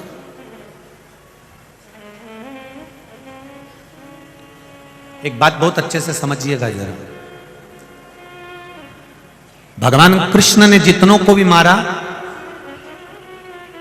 वो मरे, राम जी ने जितनों को मारा वो मरे, नारायण ने मेरे जितनों को मारा वो मरे, पर मेरे देव अधिदेव महादेव ने जितको भी मारा वो मरने के बाद भस्म हो गए, और भस्म होने के बाद उनकी भस्मी मेरे महादेव पर चढ़ गई, मेरे शिव पर चढ़ गई।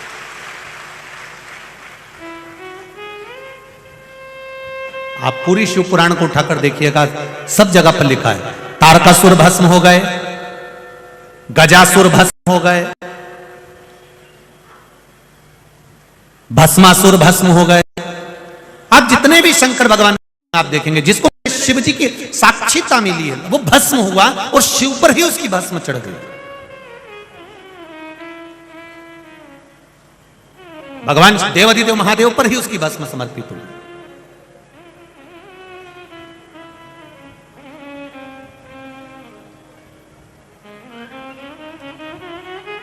कई लोग कहते हैं महाराज जी कोई मर जाता है ना तो उसको कंधे पर रखकर राम नाम सत्य बोलते बोलते शमशान तक लेकर जाते हैं, उसकी आखिरी मंजिल तक हम उसको छोड़कर आते हैं। पर शिव महापुराण की कथा थोड़ा उल्टा कह रही है। शिव महापुराण की कथा कहती है आप मुर्दे को मंजिल तक नहीं छोड़ रहे हो, मुर्दा आपको मंजिल बता रहा है कि यहां आना है।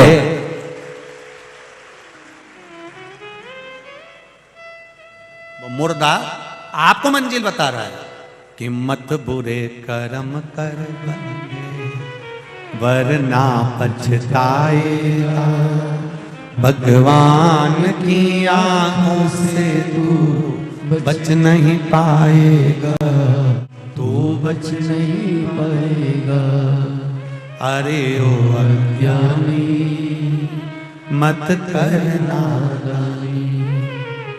तेरे कर्म का फल भी तू ही पाएगा जैसा किया तूने तेरे आगे आएगा मत बुरे कर्म कर बंदे मत बुरे कर्म कर बंदे वरना पछताएगा भगवान की आंखों से तू बच नहीं पाएगा तू बच नहीं पाएगा।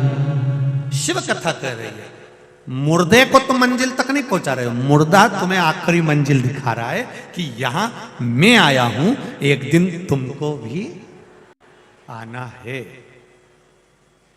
जैसे मैं बंध कर आया, सबको मालूम है कि यह मर गया, नहीं उठेगा, फिर भी कितना डर है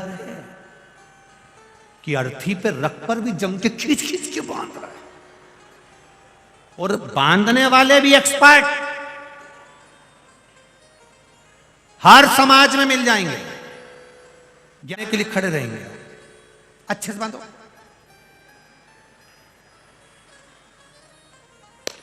उधर से उधर से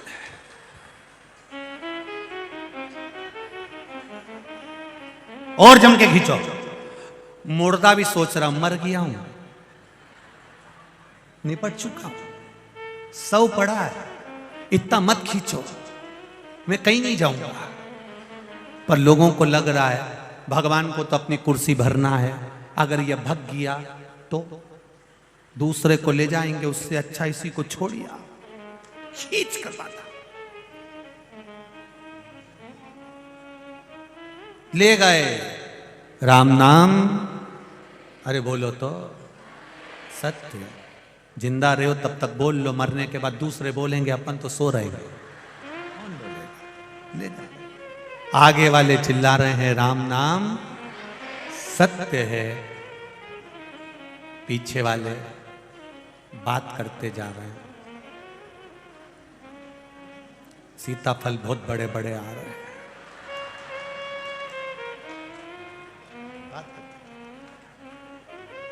अभी चौराहे पर अपन वहाँ वो वाली कॉलोनी में प्रॉपर्टी का रेट बहुत हो गया है, वहाँ प्लाट लेना मुश्किल पड़ रहा है। अब जा रहा है कि प्लाट खरीदने जा रहा है, और वहां भी चुप नहीं बैठा है, मुर्दा जल रहा है और इनके गप्पे चल रहा है। वो तो बस नहीं चले इनका, नहीं तो ये वही दाल बाटी सेक के खाते हैं, इनका बस नहीं चले। शिव कथा कर रही है, हम मुर्दे को मंजिल नहीं दे रहे, मुर्दा हमको मंजिल दे रहा। कथा कर रही है शिव महापुराण। तारकासुर मर गया, तारकासुर के 3 बेटे, तारकाक्ष, विदुमाली, कमलाक्ष की, तीनों ने भगवान शिव का ब्रह्मा जी से वर मांगा, हम मरे ना। ब्रह्मा जी ने कहा मरना तो पड़ेगा, तो फिर वर दे दो हमको। क्या वर दिया जाए? वर दिया, हम मरे तो तीनों एक साथ मरे, तीनों को वर दे दिया। तीनों ने उपद्रव चालू करा, तीनों ने विचार कर लिया कि एक जगह पे इकट्ठे कभी मत होना, एक जगह पे इकट्ठे मत हो कभी भी।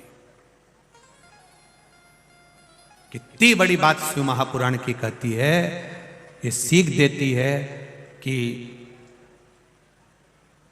एक साथ इकट्ठे होकर घर के सभी व्यक्ति, घर के सारे पुरुष एक साथ कहीं पर भी ना जाएं, घर में कम से कम एक व्यक्ति को तो छोड़कर जाइए।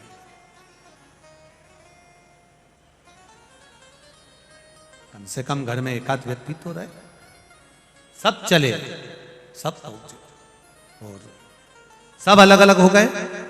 उपद्रव, भगवान शिव जी ने कह दिया 33 कोटि देवी देवता पशु बन जाओ और मैं तुम्हारा पति बनता हूं। मैं नंदी का बड़ा रूप लेकर दौड़ूंगा, भागूंगा, तुम आगे आगे भागना, मैं पीछे पीछे भागूंगा।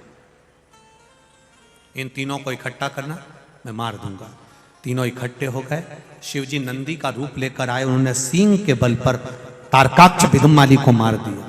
कमलाक्ष की पीछे से आकर शिव जी का सिर काट दिया, सिर जाकर नेपाल में गिर गया।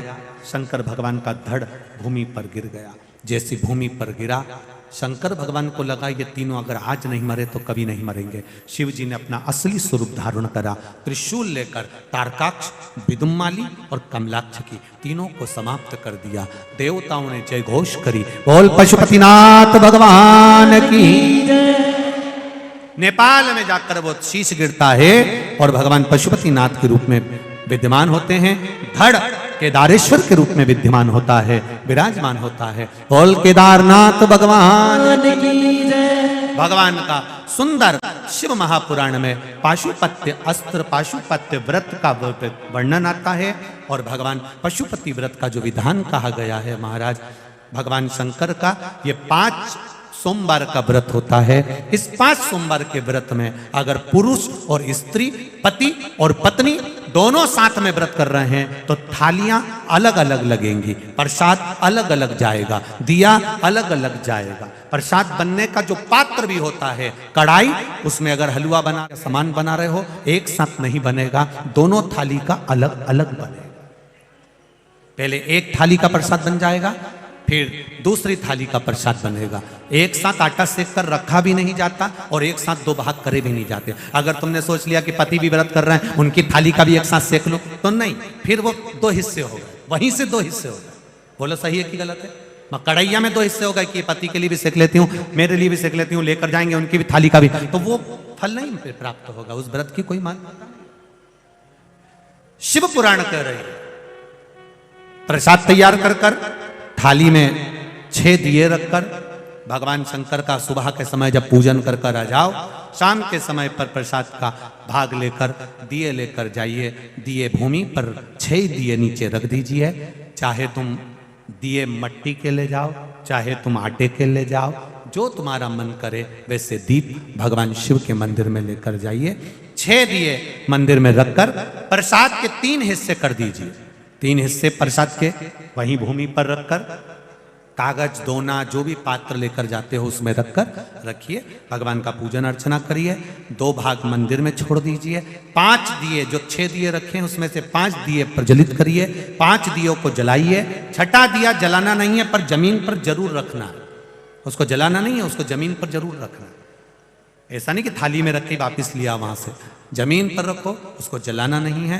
5 दिए प्रज्वलित कर कर पूजन कर कर देवाधिदेव महादेव से प्रार्थना कर कर, बाबा आज मैंने पशुपति व्रत लिया है, आप कृपा करना, ये मेरा व्रत है बाबा, उसको स्वीकार करना। बाबा से विनती करना।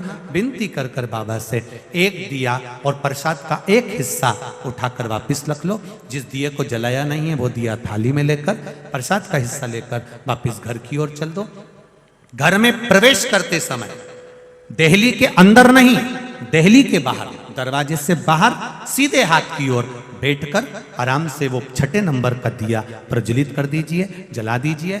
घर का अपना मुख घर की ओर होना चाहिए। जहां बैठोगे सीधे हाथ पर अपना द्वार की ओर मुख कर कर सीधे हाथ पर दिया लगा दीजिए, जला दीजिए। बाबा से विनती करते हुए घर में प्रवेश कर लो। जो 1 हिस्सा प्रसाद का लेकर आए हो, जब भोजन ग्रहण करो उससे पहले वो प्रसाद का हिस्सा पा लीजिए। उस प्रसाद में से किसी को भी प्रसाद नहीं देना है, उसको स्वयं को पाना। ऐसे 5 व्रत पूर्ण करिए। 5 व्रत के बीच में अगर चतुर्थी आ जाए, तीज आ जाए, एकादशी आ जाए और आप अगर व्रत करते हो तो पहले अपना व्रत कर लो। ये पशुपति व्रत उस दिन छोड़ दो, अगले में कर लेना। और 5वां व्रत जब रहे तब बाबा की जैसी रोज पूजन करते हो वैसी ही कर कर 5वें व्रत के दिन एक श्रीफल भेंट जो तुमसे बन जाए बाबा के मंदिर में, और 108 या तो चावल का दाना या बेलपत्र या फूल की पंखड़ी या 108 जो भी सामग्री आपको बाबा को देना है वो चढ़ाते हुए वैसा कि वैसे ही नियम धारण करते हुए फिर प्रसाद का 1 हिस्सा लेकर एक दीप लेकर दरवाजे पर लगाकर बड़े आनंद से प्रवेश करो। मेरा पशुपतिनाथ बाबा आपके मन की मनोरथ पूर्ण करे, ये भाव जागृत रहे। शिवजी से निवेदन करते हुए केदारेश्वर की ये 3 कथा हमारे यहाँ शिव महापुराण में वर्णन आती है। अगला वर्णन आता है महाराज सुंदर आनंद के साथ में भगवान शंकर का भावपूर्ण आनंद के साथ में भीमा शंकर का वर्णन किया गया। भगवान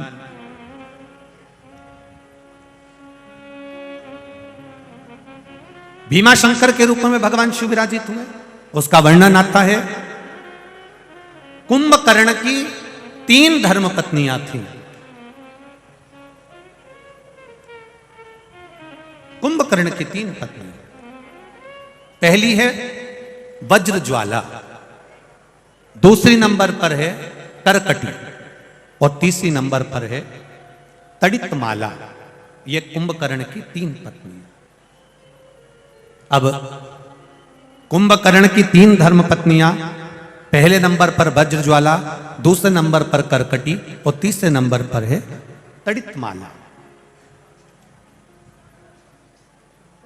एक बात और अच्छे से समझिएगा थोड़ा सा, ये कुंभकर्ण की जो 3 धर्म पत्नियां हैं, इसमें वज्र ज्वाला ये कुंभकर्ण की ऐसी पत्नी है, जब युद्ध के मैदान में अगर किसी को चोट लगती थी, रावण जब युद्ध लड़ता था और चोट शरीर में लग जाती थी, तो वज्र ज्वाला केवल अपने मंत्र से हाथ का इष्ट कर कर उसको ठीक कर देती थी। इतनी विद्या थी वज्र ज्वाला के पास। पर समय आया, करकटी के गर्भ से एक बालक ने जन्म लिया जिसका नाम भीम था, जिसका नाम भीम है। पति मर चुका है, कुंभकर्ण मर गया,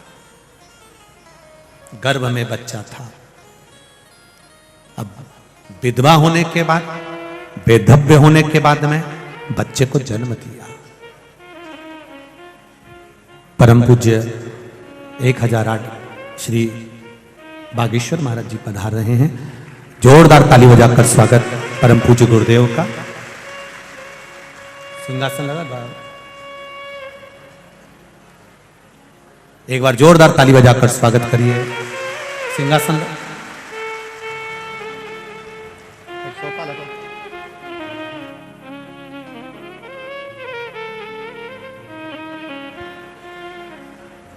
बागधीश जी महाराज श्री पधारन, जोरदार ताली बजाकर स्वागत करिए।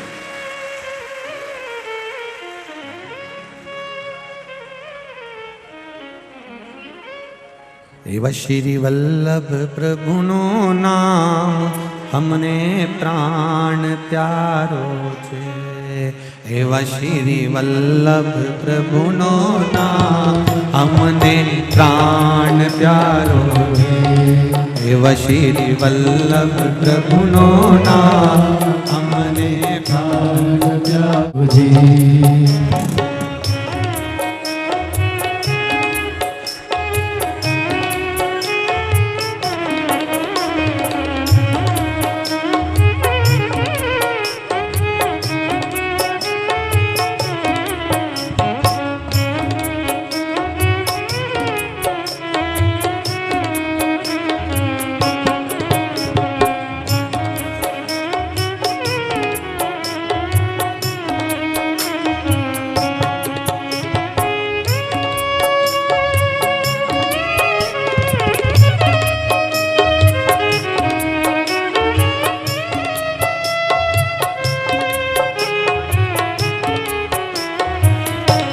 एक बार जोरदार ताली बजाकर परम पूज्य गुरुदेव श्री बागधीश जी महाराज जी के लिए। श्री वल्लभाधीश की जय। हमारी गुरु गादी से आपका आगमन हुआ, गुरु घर से पधारे हैं। एक बार जोरदार ताली बजाकर बहुत बहुत स्वागत करते हुए। कथा चल रही भीमाशंकर की महाराज। संजय भैया से मैं निवेदन करूंगा, आदरणीय बागधीश जी महाराज श्री का माल्यार्पण करके स्वागत करें। संजय भैया जी शुक्ला, विधायक क्षेत्र क्रमांक 1। श्री वल्लभाधीश की जय। श्री गोसाई जी परम दयाल, श्याम सुंदर श्री अमने महारानी की जय। महाराज भीमाशंकर का वर्णन करते हुए कहा, धीश की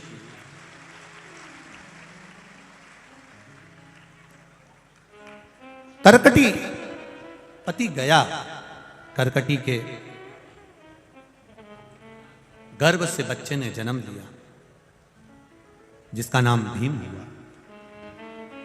और बच्चे ने जन्म लिया जिसका नाम भीम हुआ। भीम को माँ ने अपने पास से दूर कर दिया, क्योंकि अगर इसको नजदीक रखूंगी तो उसमें श्रेष्ठता नहीं बनेगी, दूर कर दिया। बच्चा जब दूर गया, उसने एक बार पता करा, ज्ञात हुआ, उसके स्मरण में आया कि मेरी माता ने मुझे दूर कर दिया। भीम एक दिन अपनी माता के पास जाते हैं और भीम ने माता से जाकर निवेदन किया, माता से जाकर प्रार्थना करिए, मां मेरे पिता का वध किसने किया? मेरे पिता को मारने वाला है कौन? किसने मेरे पिता का वध कर दिया? तब करकटी के मुख से निकल गया, तुम्हारे पिता को मारने वाला कोई नहीं है, तुम्हारे पिता को मारने वाला अगर कोई है तो वो स्वयं देवता है। क्रोध आ गया भीम को, और भीम क्रोध में आकर उसी पल उसी घड़ी ब्रह्मा जी से तप साधना से वर प्राप्त करने चला गया। और जब तप साधना करने के लिए गया भीम, और वर प्राप्त करने के लिए भीम गया, तो उस तप साधना का बल,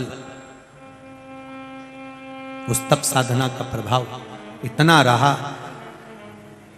कि स्वयं देवाधिदेव महादेव की आराधना कामरूपेश्वर राजा कर रहे थे, और इसने जाकर तलवार उठाकर शिवलिंग को काटना चाहा। जैसे ही शिवलिंग को काटना चाहा, उसी समय पर, उसी पल भगवान देवाधिदेव महादेव प्रकट हो जाते हैं, और शिव जी ने भीम को भस्म करा। यहां शिव भीमाशंकर के रूप में विराजमान हुए। भगवान भीमाशंकर भगवान का स्मरण करते हैं। बोल भीमाशंकर भगवान की जय।